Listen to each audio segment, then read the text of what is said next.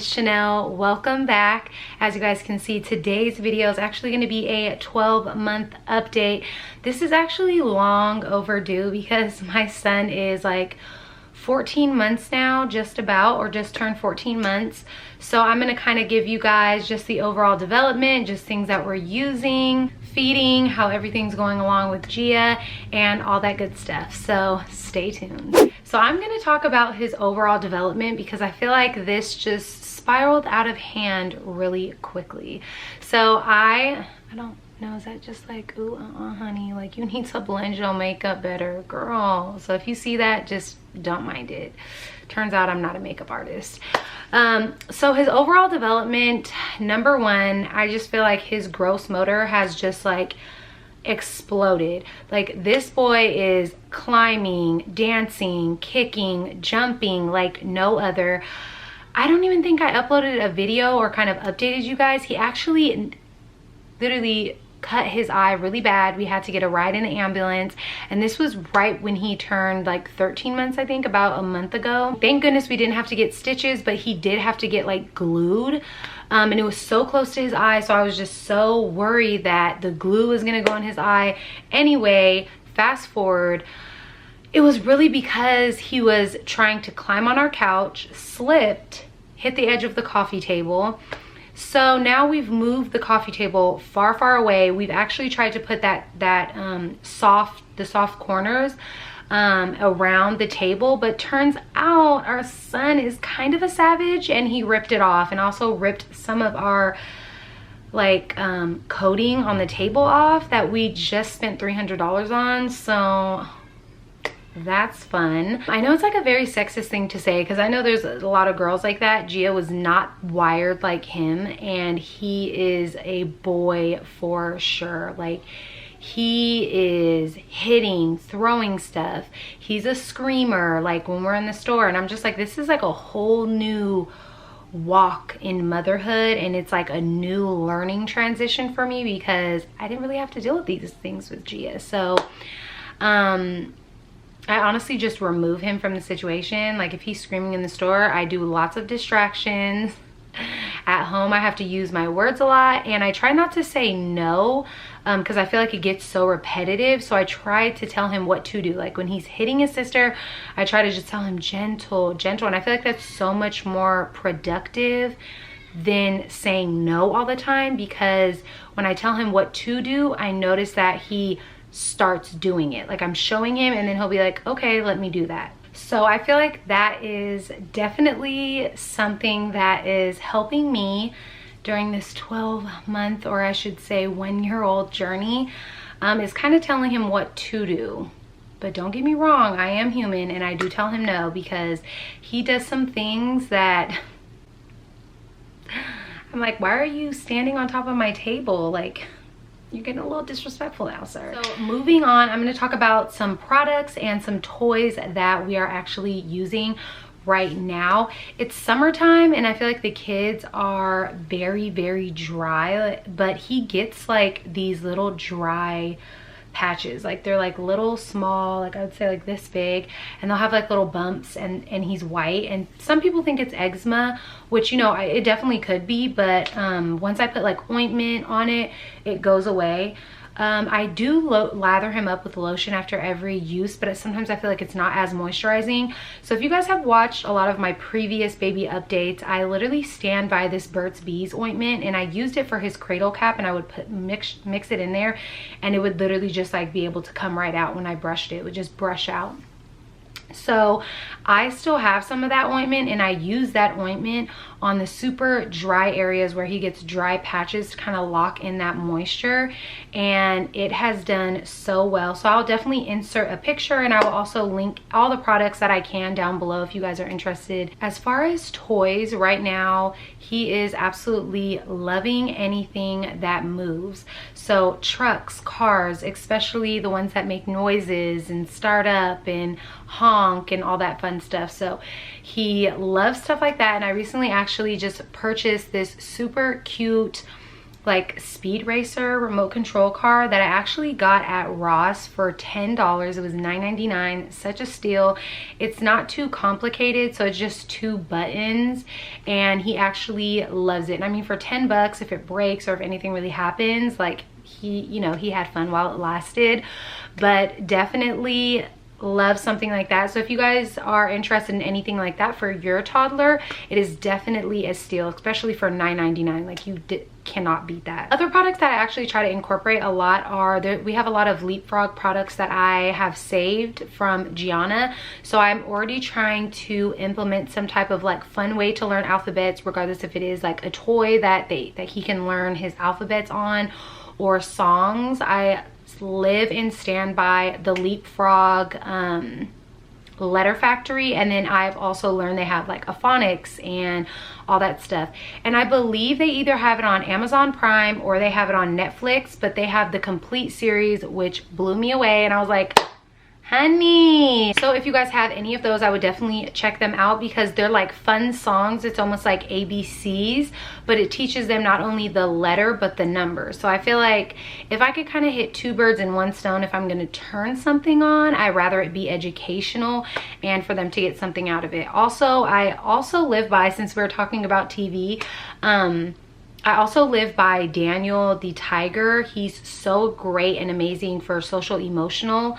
Not that they really grasp anything like that, but like I said, if I'm gonna, you know, put something on, I'd rather kill 2 birds in 1 stone. And we'll actually be surprised how much toddlers pick up, because it's kind of like, I feel like raising kids is kind of like a monkey see monkey do. Like, moving on, those are some things that I actually love. As far as things that we're using personally, 2 of the things that I stand by, this actually just came out the washing machine, so there still might be some sprinkles of water, but I mentioned this in my last baby update and I still stand by. I went and purchased about like 2 or 3 of them. They have some for smaller kids, like let's say if your baby's 6 months old and you want to introduce water, they have some that have handles, so it's easier for them to hold, and it actually has a weight in it. So when you move this bottle wherever the baby goes, the water moves with them, and I just feel like I love this water bottle. And it also comes with like a little hatch, I should say, that kind of like covers this, but turns out, you know, my child is trifling, so yeah. This is a water bottle that we love and a product that I love, and I believe these are only about $6, so they're super cost effective. Walmart, Target, all that good stuff. Another product that I love are these little Munchkin, they're like snack ones, and there's another one that you can get, and I believe it is Munchkin, and it's a little bit harder. These ones are softer, and Junior has definitely kind of learned to manipulate it, open it, and kind of pour it sometimes. But the original reason why I bought these is because he would be holding a bowl and he would just tilt it when he's outside and it would just spill everywhere. And I think I got this off Amazon and they were like 2 for $8 or something like that, maybe 2 for $10. But I got this one and I got like an orange color. So I love these. They literally can stick their little hand in, and once they take their hand out, it closes so they can't spill their snack everywhere. So these are another one of the products that we actually are using right now, and I love it. Last but not least, most 12-month-old kids, you know, are sitting in their high chair and they're actually trying to self-feed, you know. And at first I started just putting it directly on his tray because, you know, I wasn't going to be like, oh, my little 6-month-old, here's a fork in this. Like I probably did with Gia, but with him, I was just like, here, you know what? Just threw it right on his tray and he ate with his hands, you know, just to kind of get used to it. But now that he's getting older, he actually has been like crying for our forks. He wants our forks and he wants our spoons. So he's seeing how we're eating at dinner and he wants that as well. So I actually went out and bought a pack of these. They're like plastic, but they're actually recycled, and this brand is called Recycle Play, and I love it because it comes with spoons and forks, and there's about like 8, but they're all made from like recycled water bottles or newspapers or something like that. They come in like all different colors, teal, purple, pink, and the rest of them were in the dishwasher, so kind of only have one to show you, but I feel like this is like a great like introducing one. I know they have some that also have like grips and like handles where the food can't fall off. Gia used to have one, it kind of cuffed the spoon, so I'll either insert it right here on the screen. You guys can grab one of those. Those are great, like, you know, self-starter utensils for kids. Another thing that I've had to incorporate, because when he's done, he's learned how to say all done in sign language, but he'll just throw his food. He'll just start throwing his food on the floor. Like, he's just like, yeah, I'm done, sis. Like, get this off my tray, out of my sight. And I'm like, okay, no worries. So I went ahead and got these bowls, and they also have plates as well that you can actually, has a suction cup. Again, this is Munchkin, love the brand. And you suction it to the high chair. And these were actually gifted to me by my brother, so shout out to you, shout out to you. But you can literally suction it to the high chair, and that way if they try pulling it, it's not really going anywhere until until your baby gains that crackhead strength that comes out of nowhere. But until then, you can definitely use these. So I definitely would recommend these. Moving on to nutrition, since we are talking about food, I keep it really simple. I do the 3 meals a day with snacks in between. Breakfast, I usually do like an egg and a fruit, and sometimes I'll squeeze toast in there, but not really often. But I try to offer like a variety of all kinds of things. And then as far as lunch, I usually do peanut butter and jellies. Shoot me if you want to, but you get the best out of both worlds. You get protein, you get grape jelly, and I always get 100% grape jelly. And then I also get whole wheat bread. So they get all 3 of those things for lunch. Like, I'm fucking killing it right now. Like, I'm killing it. So I usually do peanut butter and jellies, but if I'm feeling fancy, then I'll do chicken nuggets, and I'll also do like a side of like steamable veggies. And I keep it simple, and I get the ones that are frozen. I'll put them on a plate, and then I'll just steam them in the microwave, and boom. And then I'll do a fruit. And of course I have water or milk or whatever they choose, so he is still breastfeeding, and there is no milk in the world that is kind of tipping him to any decision right now.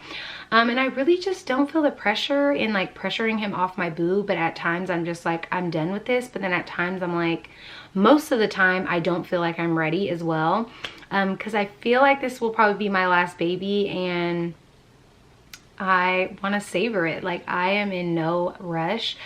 But then also, he's also learning how to communicate, and he calls my boobs boom boom. So he'll literally come up to me like when we're at a party, and he'll be like boom boom boom boom. And I think I talked about this in my last update. So I literally said like, oh my god, like before I breastfed a child this long, I'm like, oh my god, like I will never, if my child ever comes up to me and it's just like, boobie, give me your boobie, I would like never, not me. I was that mom, and now I'm actually that mom. So, but I'm loving it. I can't complain. I'm just gonna kind of skim over these very quickly. Gia, his relationship with Gia, because I feel like I get a lot of questions on how Gia has transitioned, and to be honest, I feel like she's transitioned so well. In the beginning, she was obviously obsessed with him, and it's kind of like a relationship. There was like a honeymoon stage that kind of faded out, and then she actually started like crying and saying like she wanted to be a baby, and I would have to show her pictures of like when she was a baby and we had so much fun with her, and then she would always say like, I want to be a baby again. And now even sometimes like dad is like goo goo gaga over Junior, she gets very upset, and she'll be like, I want to be a baby so daddy loves me. So it's been a good transition, but it's also been very hard for her at the same time. And I feel like I personally try my best to make it fair, and also to to ride by my girl, because this is hard for her too. Like, it's been a hard transition for me and Stefan as parents to find balance. You have that like power of struggle where you're just like, I'm exhausted, you do this, but then he worked full time and he's like, I want to rest. And so I feel like it's been a hard transition for all of us, but now that it's been a year, we've kind of like got it down, and I feel like Gia's been doing really good. She's been doing good. So I've just been definitely trying to get one-on-one time with her. I definitely keep things fair, and I try to incorporate her in anything I'm doing with Junior, and I feel like it's definitely paying off because she sees that, you know, Mama got her back too, and you know, Dad, he's not really here as often. But yes, my camera died, but I'm back. I had to get a new battery. So with Gianna, I did have postpartum depression after I gave birth to her. So I was very fearful of that happening to me again. But I also feel like when you go through something like that, you really do learn the signs. And I don't want to say I was like in denial, but I wasn't really aware of what was going on, and I kind of just lived through it. And it took a really hard toll on me, like physically, mentally. If you guys want to get more into depth about hearing about my postpartum, I opened up and I did a postpartum talk about it a while ago, so I will put a card up here for you guys. But this time I feel like I was very aware, and I said, you know, there definitely is a possibility that it could happen again. But this time I know that I had postpartum depression. Now I know I can talk to someone and get help instead of trying to just live through it. So I will definitely leave some resources down below if you guys are having any struggles with postpartum. It's normal, and you guys are going through a lot right now. There's a lot of changes. Not only are you transitioning into becoming a parent, but you're getting used to this new lifestyle. You change as a person. Your relationship with your partner is changing. If you have other kids, you have to implement that in. And you know what? Give yourselves time, because you are kicking ass. So I don't want to ramble on too much, but I'm doing great postpartum wise, and it's awesome. So if you guys are here because your child, you kept them alive for 12 months, then you rock. So I hope to see you guys in the next video, and subscribe if you guys liked today's video. Give it a huge thumbs up, and I will definitely see you guys in the next one. Bye guys.